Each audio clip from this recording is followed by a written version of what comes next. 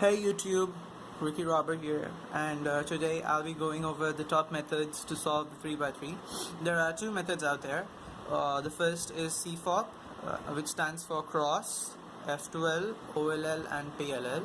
The second method is called RU. I have no idea if it has a full form. So CFOP is basically like we start with making, if I start with the white face, it is like making this is our first cross, which is basically getting the edges into the correct places with respect to their centers. Then F2L, which is like this is an F2L pair, this is an F2L pair with respect to the white face. So when we like suppose these two pieces are called an F2L pair together, so there are many cases. There are, I believe, 169 cases or something, 167 F2L cases with respect to where they'll be placed. So like this is an F2L case. What we do here is something like this to pair them up, and then just an insert, right? And then we have OLL, which in this case is something like that. And then PLL, actually I got a PLL skip because I started with something of that sort, but for PLL I can show you one, just a second. So yeah, this after complete OLL, this is something called a V-perm. So PLL is basically, so OLL in the first place is basically getting all the like if I start with the white, so the opposite colors all together, which is in this case yellow. It is always yellow in a standard puzzle. So once I get this OLL done, which is called orienting the last layer, and for F2L, if you didn't know, it is first two layers. Then PLL is permuting the last layer, where I get all the pieces in the correct places.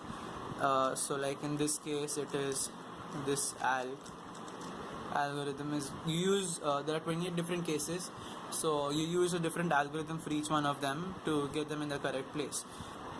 So about RU is like starting with like if I start with the white once again, we have what we do is we build 5 pieces of the same like two opposite colors. Like if we start with green and blue with respect to white, I'll be building these 5 pieces and these 5 pieces to as our first step. Then second step is to orient these 4 corners. The third step is to permute those corners. So basically you're going over CFOP once again. Just there are 3 ways to do permuting those to permute those corners, and I think another like 3 or 4 ways. No, there are 7 ways to permute, to orient the corners. Then getting into the last step is where you if you're being able to follow, you'll have first, second, third, fourth, fifth, and sixth. These 6 pieces out of place in different positions. So you have to I don't know what it's called, the last step, but what you do is you get them into the right position with one alg. So it's like going over CFOP twice, or like 1.5 times to be exact. So I don't feel it is as effective or as useful. So I use CFOP. Why did I say RU? I use CFOP. So I'll be teaching you CFOP through a series of 4 videos, and there will be advanced steps into that. So I'll be teaching you basic CFOP today, starting with the cross.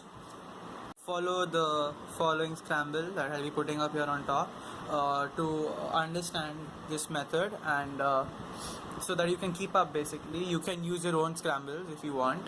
So remember, when you scramble in a WCA event, you use you scramble with the white color on top and green face on front. So the scramble goes like this: F2 D prime R2 U prime, F2 R2 D prime, B2 L2 B2 U L2 R prime, B2 R prime, D2 U prime R prime, F D R2. So yeah, I think this is what you must have got. So I'll be making the white cross because that is what mostly people make nowadays whenever we are whenever we begin, basically. So if you notice, basically what a cross piece is this edge which goes with the white, which has a white color, and goes with either of these four colors. So after the scramble, you'll find the cross pieces here, the orange with the green with the orange rather. Then we have the orange and white. Then we have the blue and white, and the red and white, of course. So how I would do this is I'll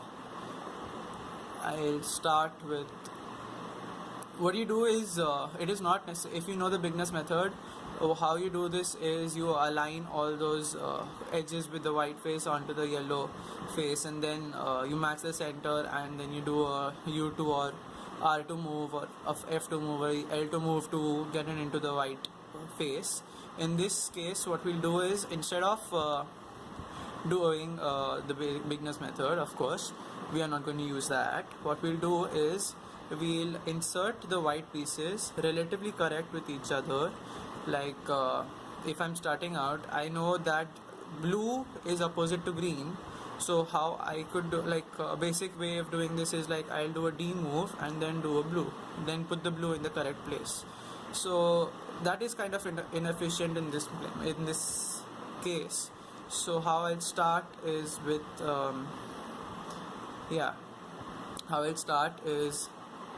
I'll get this red and white piece here, which is relatively correct because green and then red. I know that color scheme, that is more important than anything else.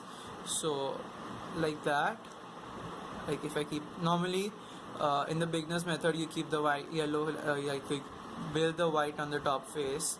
In the advanced method, in the CFOP, you build it on the bottom face, so that you can get into F2L transition quite easily. So after this, we have white here and here.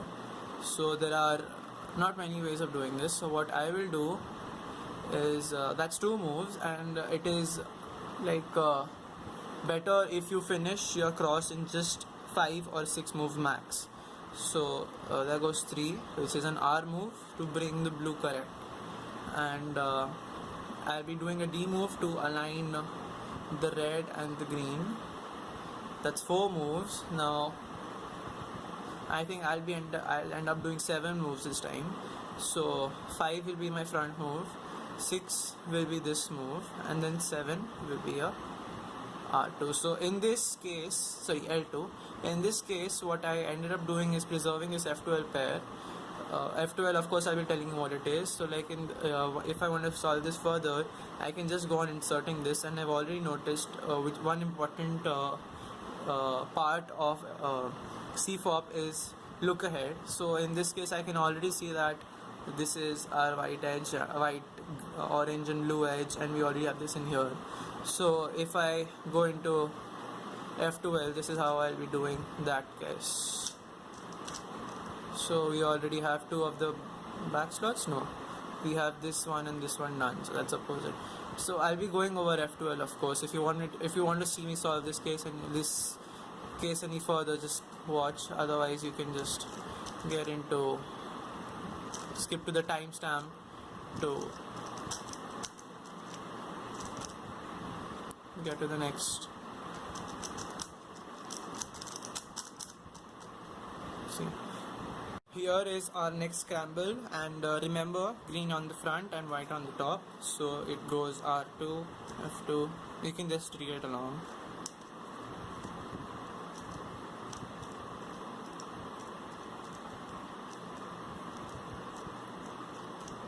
I'm doing it slow because I don't want to make a mistake and then it goes into something like it's non-profitable to anybody out here. So in this case, the white pieces are here, it's 3, and then that's 4.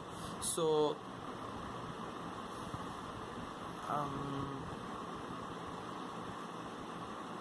I'll have to see what I can do in here. Actually, the yellow looks quite easy right now, so I was thinking of doing that. But actually, if I tell you the yellow, how in this solve it is quite easier, it could be better. So it's like what, 1, 2, 3, and like that's only 4 steps into finishing this cross. So if you notice, we have the yellow pieces here, here, and here. It is quite imperative for you to understand the easiest cross in any solve. You can start out with the white, but it is not always recommended. So because in the further part of your solves, you want to be color neutral, which is where you can do any cross, just not the white or one specific color, because so you sometimes get a quite easier cross in other pieces. So in other cases, sometimes people just stop at white and yellow. That is also fine, but getting all the way to color neutral is much better, I feel. So sorry, I'll be taking 5 moves in this. I was going over that. So yeah, going out into it, we have the green and yellow in the back, which is with blue, which is exactly the opposite center. So what we'll do is we'll align these two, which are opposite to each other. If you know, orange and red are opposite to each other. It is quite necessary to know your opposites before you start out. So we'll align the red with the orange and orange with the red, like that, with a F prime move, so that when we insert them with an R prime and L move, we have the blue and yellow sticker right here. So with an F prime move, I can insert that, and just with the D2, the cross is done. If you want to see, once again, if you want to see me solve this case any further, you can go over that, or you can go just go into timestamp and go to the next solve. So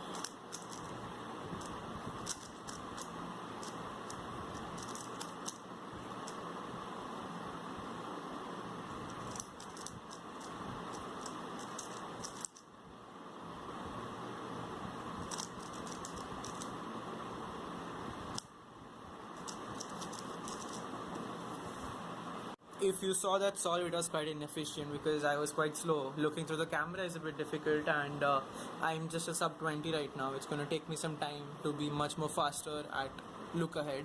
So coming to the next scramble, it is up on the screen right now.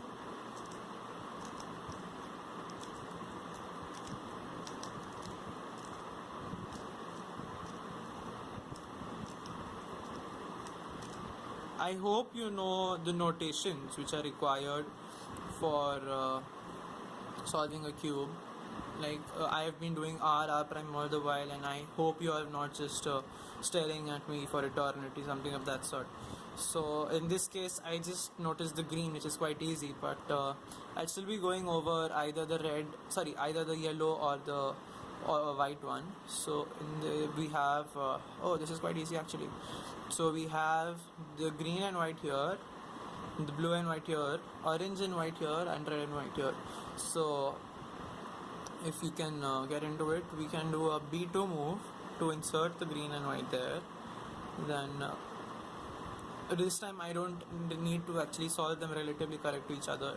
They'll just go incorrect. So instead of just doing the blue like that, what I'll do is do an F2 move to align this, get it into position, and then with this move, we have 3 of the pieces done. For this, there is one easy method. What I use is I take it to the left.